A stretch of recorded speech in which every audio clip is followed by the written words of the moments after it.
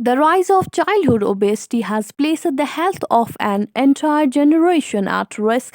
Obesity has become an epidemic in our society and it is time action to reverse this trend. Obesity is not because it runs in the family, it is because no one runs in the family. Assalamu alaikum, this is your clinical dietitian and today our topic is childhood obesity. आज हम इस video में बात करेंगे बच्चों के वजन के बारे में, कैसे हम इसको डायग्नोज कर सकते हैं, क्या क्या स्क्रीनिंग टेस्ट होते हैं, साथ ही कुछ इंपॉर्टेंट पॉइंट्स के बारे में लाइक इसके क्या क्या कॉजेज़ है, क्या कॉन्सिक्वेंसेस है और क्या क्या सिम्टम्स हमें इस चाइल्डहुड ओबेसिटी से देखने को मिलते हैं। तो चलिए करते हैं वीडियो को स्टार्ट और वीडियो को एंड तक देखिएगा। First let us talk about what is obesity. Obesity is the accumulation of excess body fat. Body में फैट का आ जाना। How it comes by taking the excess of the nutrients, by taking the excess of the food, fatty foods and expenditure is zero. जहाँ पे हम ज़्यादा काम नहीं करते और फूड खाते ही रहते हैं और वही फूड हमारी बॉडी को ऐड होता है, उसी को हम लोग बोलते हैं obesity. And then comes here the survey that many of the states are dealing with the obesity. Like we say in Delhi, there is 31 percentile overweight, that the childhood obesity is there, and 7.5% obese. Pune में देखा गया है 24% जो overweight है, चेन्नई में है 22% overweight. According to the WHO 2019 survey 38.2 million childrens जो age group 5 के है वो ओवरवेट और ओबीज करार दिए गए हैं, वो इस चाइल्डहुड ओबेसिटी से जूझ रहे हैं। Now, what is the reason behind this childhood obesity? The reason is set clear, that is the taking the high caloric food with no nutritional value and taking the high carbohydrates, taking the salty and the sweety food all the way, and वही एक main reason है जो junk हम लोग incorporate करते हैं हमारी diet में, दिन ब दिन cheesy foods खाते जाते हैं, that is the main reason for the obesity. More people die in the world of too much food than that of too little. Now comes to the misconceptions in our society. There are various misconceptions. We don't have the proper education how to take the nutrition. India में क्या है, जो chubby बच्चे या fat वाले बच्चे होते हैं वो कंसिडर किए जाते हैं हेल्दी। उनके जो दादा नानी जो भी होते हैं वो उस बच्चे को ओवरफीड कराते रहते हैं, क्योंकि इसकी जो ये हेल्थ है, उनको लगता है अगर ये चबी होगा तो अगर ये मोटा होगा तभी ये हेल्दी है। उनका मिसकंसेप्शन होता है ये कि जो फैटी बच्चे होते हैं, जो चर्बी बच्चे होते हैं वही हेल्दी होते हैं, और इसी रेस में वो लगे होते हैं कि ताकि मैं इसको और इंट्रोड्यूस कराऊं फूड को, और जिसकी वजह से ये लेटर ऑन इसको ओबेसिटी का मेन कॉज बन जाता है। आफ्टर दैट जो फैट बेबीज़ होते हैं वो मोटी हड्डी का बेबी माना जाता है, मतलब बोलते हैं कि मैं खाते पीते ख़ानदान से हूँ। माल न्यूट्रिशन ना हो, coming from the loving families, that is fine, but we don't need to eat like a bullies and walk like a sloth.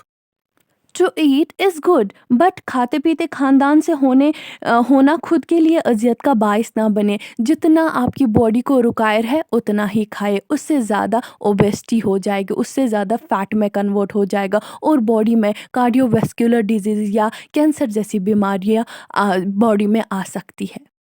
Now, the third thing that is a misconception is giving the high caloric reward. If a student has accomplished any milestone, we are applauding them by giving a chocolate or some sweets. हम लोग उनको क्या ही देते हैं, chocolate. वो दिन भर के 2-4 चॉकलेट्स खा लेता है, उसको पता भी नहीं चलता है मैं कितनी कैलोरीज लेता हूँ, मैं कितनी कार्बोहाइड्रेट्स अपनी बॉडी में लेता हूँ, कितना शुगर लेता हूँ, कितना सॉल्ट लेता हूँ, उसकी वजह से एड ऑन हो जाता है। And then come some of the parents और some of the kind of the patients are here considering that formula milk is better than the breast milk. That is totally wrong. हमेशा जो कुछ औरतें होती है वो बड़ी ही फिगर कॉन्शियस होती है, बच्चों को फार्मूला मिल्क इंट्रोड्यूस कराती है, जिसकी वजह से उस जो फार्मूला मिल्क है उसमें फ़ैट का कंटेंट बहुत ज़्यादा होता है, और जब ये फ़ैट पीता जाता है, ये बच्चा फार्मूला मिल्क लेता जाता है, उसकी वजह से भी वो ओबेसिटी का शिकार बन जाता है।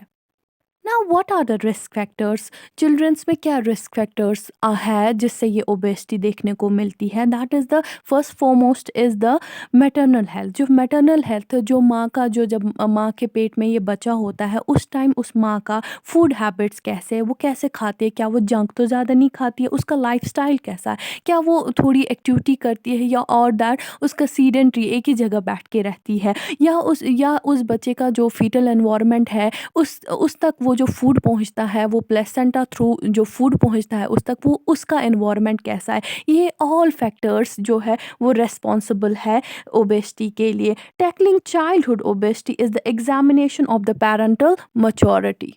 जेनेटिक्स भी एक फैक्टर है जिससे हम लोग पता लगा जिससे एक रिस्क फैक्टर है ओबेसिटी का। उसमें जो ओब जीन है या बीटा 3 एंड्रोरिसेप्टार से अगर ये ट्रिगर हो गए माँ में या उस बच्चे में, ये भी एक कॉज बन सकते हैं ओबेसिटी का। Then comes to the after that when the child is born, उसका लाइफस्टाइल कैसा हमने रखा है। क्या ये काउच पोटैटो तो नहीं है, एक ही जगह बैठने वाला बच्चा जो हिल डुल नहीं सकता, बस जो हिल डुल डुलता नहीं है, ज़्यादातर एक्सरसाइज़ेज़ नहीं करता है, या कुछ स्पोर्ट्स में कहीं पे कुछ कुछ भी एक्सरसाइज़ेज़ नहीं करता, या खेलने कूदने में नहीं जाता है।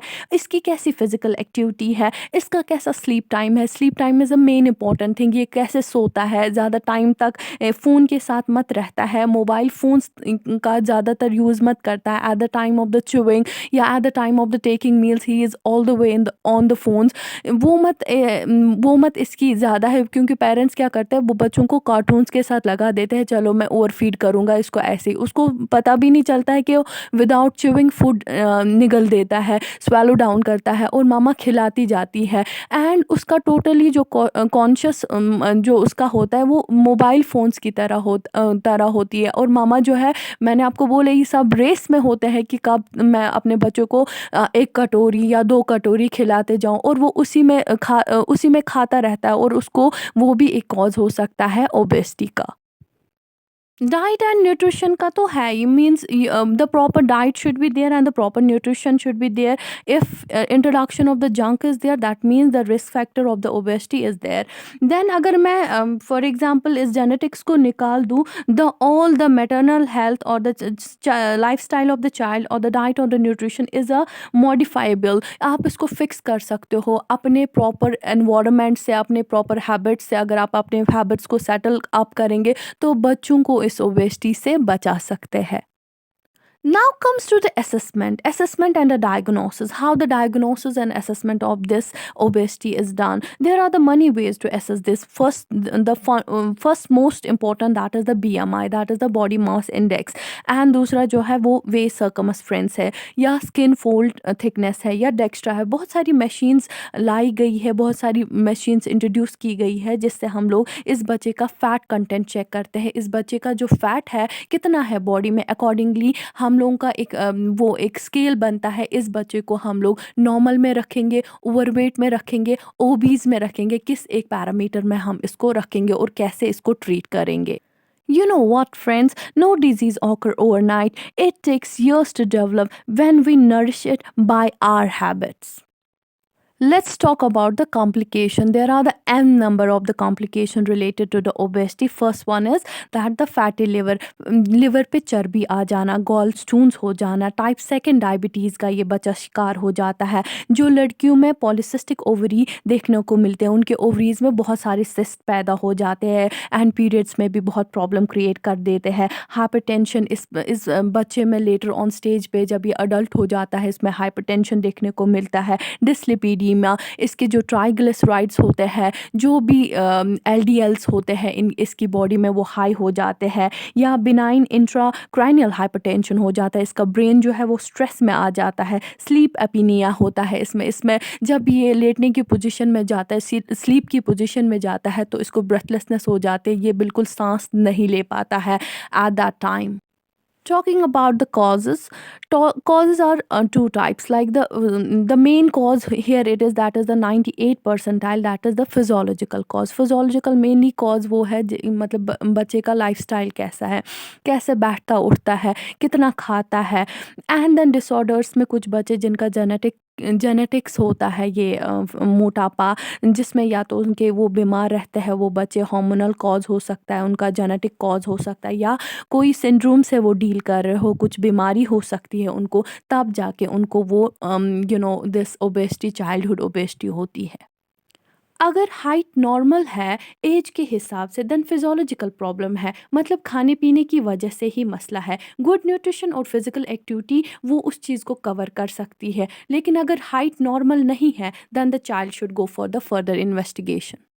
चाइल्डहुड ओबेसिटी को कैसे मैनेज करें और क्या-क्या ट्रीटमेंट गोल्स होने चाहिए और क्या टारगेट होना चाहिए वेट लॉस का उनमें, वो हम दूसरे वीडियो में देखेंगे। आज के वीडियो में बस इतना ही। Don't forget to like the video. अगर आपको अच्छा लगा definitely share it with your friends. Stay blessed, stay happy and